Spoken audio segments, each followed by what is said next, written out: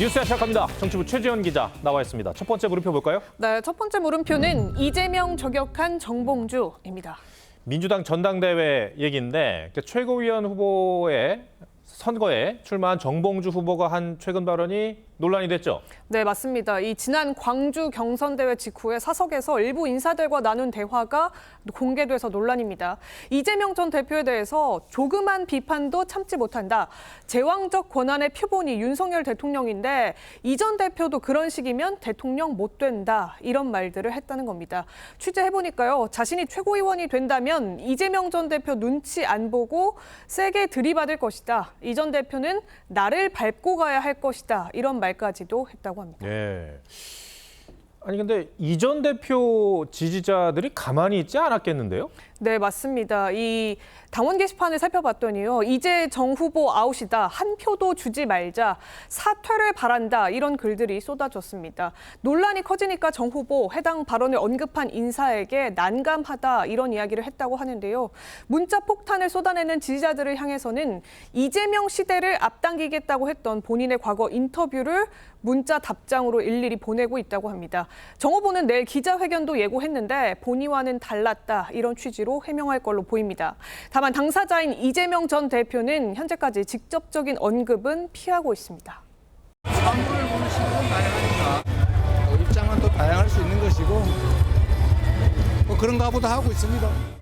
지금 민주당 상황을 보면 정 후보도 이런 발언이 전혀 도움이 되지 않을 거라는 거를 모를 리 없을 텐데 왜 이런 말을 했을까요? 네, 그동안 쌓인 감정들을 사석에서나마 드러낸 걸로 보이는데요. 자신도 외부로 알려져서 논란이 될 것까지는 생각하지 못한 듯합니다.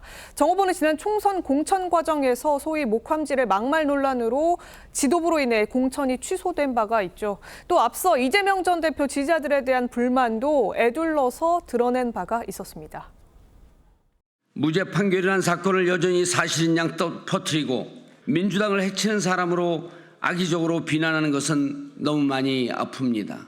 정 후보는 물론이고요. 정 후보 측에서도 전당대회 시작부터 정 후보를 악마화하는 강성 지지층 그룹이 있었다. 이런 주장도 했는데요.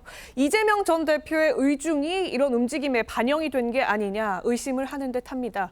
물론 이재명 대표 측은 지지자 개별 움직임까지 이 전 대표가 관여할 수는 없다. 이런 입장입니다. 그런데 이재명 전 대표 측이 정 후보를 견제해야 할 이유가 있습니까? 네, 더 구체적으로 말씀드리면 정 후보가 수석 최고위원이 되는 데 대한 불편함은 있다. 이렇게 봐야 할 것 같습니다. 차기 지도부를 사실상 대선 체제로 꾸리려는 이재명 전 대표 측은 막말 논란 등이 끊이지 않았던 정 후보를 앞세워서 중도 확장을 하기에는 한계가 있다. 이렇게 보고 있는데요. 또 일주일에 최대 4차례 재판에 출석해야 하는 이 전 대표를 대신하기에는 러닝메이트로 사실상 확정화한 김민석 후보가 더 적합하다. 이렇게 보고 있는 겁니다.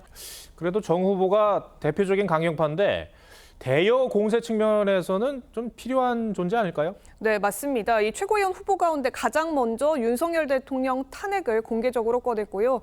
이재명 전 대표 사법 리스크도 적극적으로 방어를 해왔습니다. 무슨 이재명 불가로냐? 그럼 정권 넘겨주자는 얘기냐? 삶은 소대가리 아니라 삶은 멸치대가리 같은. 예, 이 때문에 당 일각에선 이재명 전 대표 측의 의도적인 선거 개입 움직임이 전당대회 이후 당내 갈등 요소로까지 작동할 수 있다. 이런 우려도 나오고 있습니다. 네.